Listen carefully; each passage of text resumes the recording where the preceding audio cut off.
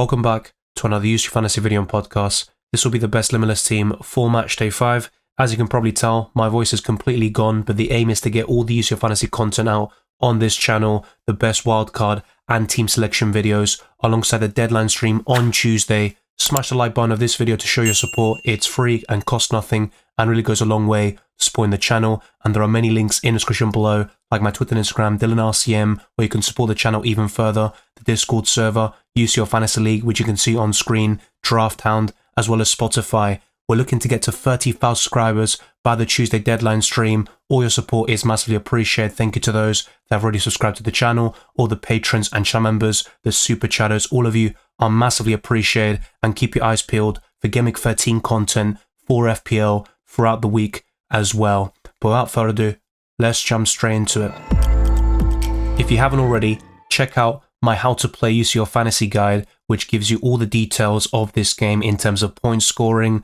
the boosters, and everything else you need to know. And also in my chip strategy guide, which I made this season, I talk about the best times to use the Limitless and wildcard chips and how both of them actually work. So with the Limitless, you have an unlimited budget, so you can go for the most expensive players in each position, but you have to pick 2 goalkeepers, 5 defenders, 5 midfielders, and 3 forwards, and all the rules in terms of substitutions and captaincy still apply. What you want to aim to do is captain a Tuesday player first, and if they blank or don't perform to your standards, you can then switch the armband after the Tuesday games are done and before the Wednesday games actually begin during the substitution window. And you also take out your lowest scoring players from your starting 11 and bring those that are yet to play. That's why it's very important to have squad depth in UCL Fantasy, and with the wildcard, you want to aim to have a 50-man squad full of players at good teams, ideally, but the most important thing is that they play consistently and have the ability to get UCL Fantasy points either through goals, assists, clean sheets, or ball recoveries. But let's start off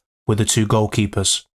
Ultimately, squad depth is very important no matter which chip you use, the Limitless, the wildcard, or if you're using free transfers. And with your goalkeepers, try to ensure they play on different days if possible, but it's very difficult to achieve this season with the change in the format and the way that the fixtures fluctuate between match days. And in Matchday 8, the final game week of the league phase, everybody plays at the same time, so you're going to be unable to make substitutions for Matchday 8, so that's where the 2 goalkeepers playing on different days will be redundant. But for Matchdays 5, 6 and 7, it's still very important, and all we're focusing on with the Limitless here is with Matchday 5 and cCaFxb plays Young Boys, because afterwards Atalanta have some very tough games in the Champions League, facing Real Madrid very soon, and I wouldn't expect a clean sheet there. But Atalanta are in great form with 9 victories out of the last 10, and they're unbeaten in that time frame. They're second in Serie A, only behind Napoli. They do have a few injury problems at the back, and the likes of Jimitsi, Sappacosta and Kolasinac are doubtful for Matchday 5,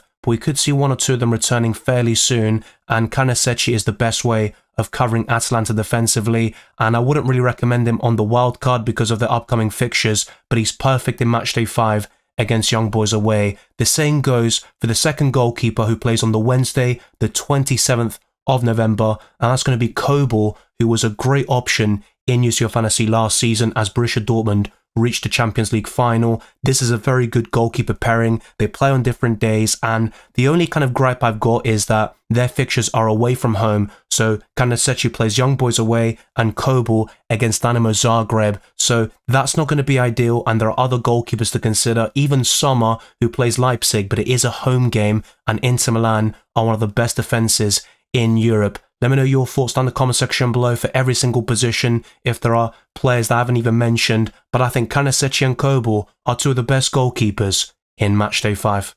The defence is a very interesting one this week because you've got some really top teams like Liverpool and Real Madrid facing each other, and certain teams like Arsenal, Manchester City are out of form, and in the case of Arsenal, they've got a very tough game against Sporting, who have won 9 consecutive games across all competitions, and even with Ruben Amorim departing to Manchester United, they won their recent game 6-0, but I'm going for Theo Hernandez, who might become a very popular option over the next couple of match days because AC Milan have arguably the best set of fixtures until the end of the league phase, and they face Bratislava away from home, and that's why I think one or two AC Milan assets would be viable. Maignan in goal is another great choice if you want to double up on AC Milan defensively. This could be a great time to do it. I just don't trust AC Milan that much in general. I think they're a fairly inconsistent team, but they did beat Real Madrid 3-1 in matchday 4, and they also got a 0-0 draw over the weekend against Juventus. So they aren't a bad team, but I think they can leave a lot to be desired defensively, and they haven't kept a clean sheet so far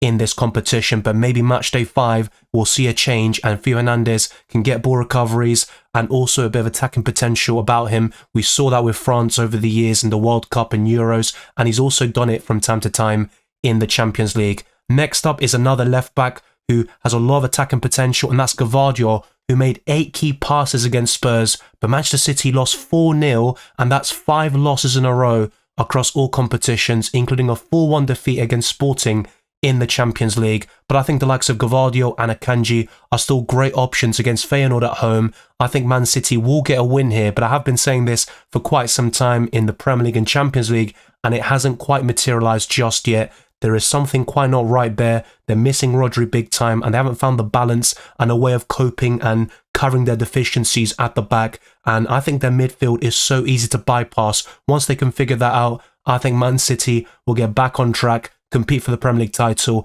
and they're still one of the favourites to win the Champions League, but not on their current form. Let's now go to the other defenders, and one of them is going to be Jules Koundé, who got a few assists actually in the Champions League last time out, and he's got so much ball recoveries in him. He's been showing that for several years now, and there's a reason why he costs 5.5 million. He's by far the best way to cover Barcelona defensively over Pau Cubarsí, who costs 1 million cheaper, but I think Koundé is honestly worth the extra million, and I really wouldn't go for anybody else in that Barcelona defensive line, especially when you've got Lewandowski up front. Yamal, who should be available for matchday 5, by the way, he missed the recent game in La Liga, a 2-2 draw against Celta Vigo, but the reports indicate they should be available against Brest, and the blistering form of Rafinha cannot be ignored. He's the best Barcelona asset, arguably, alongside Lewandowski, but I'd probably put Koundé in third, just above Yamal, in the pecking order for the Catalans. Let's now complete this defensive line though with some other enticing options, and I'm going for a defensive double up here with Emre Can really targeting that Dinamo Zagreb fixture. But Borussia Dortmund aren't the greatest defensively, and I've seen a lot of people talk about that in the comment section in my recent videos, but they did keep a clean sheet in matchday 4 when I advocated that Borussia Dortmund defensive double up. Emre Can is on penalties, he's playing out of position in the midfield mainly, and he can also get ball recoveries and clean sheet points, and I think Dortmund could keep on here, but they do face Barcelona very soon in the Champions League. But I do like the way this team is structured overall, and I would maybe advocate one defensive double up. You might want to go for Maignan instead of, let's say, Carnesecchi, for example, and double up on AC Milan defensively. And there are other teams you could also say the same thing for, maybe Manchester City, but given their recent form, I probably wouldn't go there for the citizens. I think one defender is more than enough. But let's now go for an attacking option in Grimaldo, who is playing Salzburg at home. Now, Frimpong came off of an injury in the recent game over the weekend, a 5-2 win for Bayer Leverkusen, and they were losing at one stage. They aren't quite at the same level as they were last season, and they are struggling a little bit in the Bundesliga. They aren't anywhere near Bayern Munich, who are topping that table, but they're still scoring a lot of goals, putting in some great performances, but they got decimated by Liverpool in matchday 4, but I think they'll bounce back here against RB Salzburg, and Grimaldo is one of their best options alongside Florian Wirtz. I really like this defensive line. You've got a mixture of ball recoveries, attacking potential, and clean sheets, but there are so many different ways to shape your defence in matchday 5. There are so many great options in the midfield this week. I'll try to cover as many as possible, at least by mentioning them throughout this podcast, and also in the best wildcard team coming up very soon, and other UCL Fantasy videos. But Pulisic does make the cut. When I activated the wildcard back in matchday 3, Pulisic was in my team, and he was my first day captain, and he scored from the corner kick against Club Brugge. He has been in fantastic form this season, showing tremendous consistency, and he has been a talismanic figure for AC Milan, and I would recommend him. He's probably the best AC Milan asset overall, but I think going for 2 or 3 AC Milan plays is viable. I probably wouldn't triple up because they are an inconsistent team, and that would be a massive risk, but if you are bullish on the Rossoneri, you might want to go in that direction. I think 1 or 2 would be the sweet spot, and that's why I'm going for the American. I'm also going for a cheap option in Lookman, who faces Young Boys away. I'm targeting this fixture, and he did score over the weekend for Atalanta, and Lookman also has that high ceiling. He showed it back in Matchday 2 against Shakhtar Donetsk, and maybe he's going to be more appealing in away matches. I think a lot of his returns this season in Serie A and the Champions League have come in away matches, but he can also do it at home as well. But I think Lookman is one of the best options, and he's also got quite low ownership at around 11%. He's not going to be a massive differential, but relatively speaking, any returns he does get will be very helpful in terms of securing those green arrows. I'm also going for a template pick here, who is priced similarly to Pulisic, and that's going to be Florian Wirtz. I think he's a great choice against RB Salzburg, even for the captaincy, and there are so many different options for the armband on the Tuesday and the Wednesday, so I think Wirtz is just another one of those choices, and you do kind of cover off the template with that 40% ownership, which is very high. I think it has gone down slightly in recent weeks, but I wouldn't be put off by the fact he didn't score over the weekend. He still got an assist in that 5-2 win, and he did blank against Liverpool. Bayer Leverkusen in general looked very ineffective and were absolutely decimated in the second half, but they're still capable of doing some really good games and putting great performances against the best teams in Europe, and RB Salzburg aren't one of them, so you'd expect a convincing win for Bayer Leverkusen to get back on track in their quest to qualify directly to the knockout stages in the top 8 of the league phase. I'm also going to go for a certain Mohamed Salah, who scored a brace against Southampton. He has been in scintillating form for Liverpool, and he's catapulting them to the top of the Premier League and Champions League tables. They are having a great season so far under Arne Slot, playing some good football, and they're also showing a bit more control and also composure compared to the Jurgen Klopp teams of the past. But you have to give credit to Jurgen Klopp. He was the one who built that team, and Arne Slot is getting this managerial bounce, and also you have to give him credit for what he's doing. But we could see some dips for Liverpool later down the road. They do face Man City and Real Madrid this week, so it's going to be huge for Liverpool, and if they can get through these 2 games with positive results or performances, I think they're in pole position to win the Premier League title, and they're one of the favourites to win the Champions League as well. Salah has 8 double-digit hauls in 12 game weeks in FPL, which is absolutely outstanding, and he can also do it in the Champions League. Whenever he's in this competition, he's always in the run-in for the Golden Boot. Let's see if he can translate these performances in the early part of the season towards the second half, because in recent years, I do think he has dropped in the run-in, and Liverpool definitely need him when the going gets tough. The 5th and final midfielder is going to be Rafinha, another Ballon d'Or contender, just like Mohamed Salah. Those two are in the podium right now, but it's going to be a very long season and things can change very quickly. But Rafinha is getting goals and assists on such a regular basis since March, so he's been a great UCL fantasy option since the round of 16 last season, and right now he's definitely one of the best midfielders you can buy, and he's criminally underpriced at 7.6 million, and his ownership has definitely risen up a lot to 34%. I remember when I talked about him in pre-season and his ownership was less than 10%. I think it was around 5%. So it goes to show you how good he has been. People are taking notice, and I think he is one of the must-haves almost in the midfield. Another option you can go for is Phil Foden. He hasn't scored in the Premier League so far this season, but he's been excellent in the Champions League. So that's another one you can go for. Jamal Musiala against PSG is another enticing option. And there are many more that I just won't be able to cover. Maybe Gittins from Borussia Dortmund. He only costs 5 million, but I'd still consider him on the Limitless chip. But let's now move on to the free forwards. Despite the tough fixture on paper against Paris Saint-Germain, I'd still recommend Harry Kane on the Limitless, wildcard, or no matter what your chip strategy is, if you're using normal transfers, he's a set and forget option, as Bayern Munich are in a precarious situation in the Champions League this season with 2 losses against Barcelona and Aston Villa. So I think they'll go strong in every single match day for the rest of the league phase, which is perfect. And I think Kane can still do really well against PSG, who have struggled in the Champions League, losing to Arsenal and Atletico Madrid. And that's going to be a crucial game between Bayern Munich and the French outfit. Now, there are other forwards you can go for who have better fixtures than Harry Kane.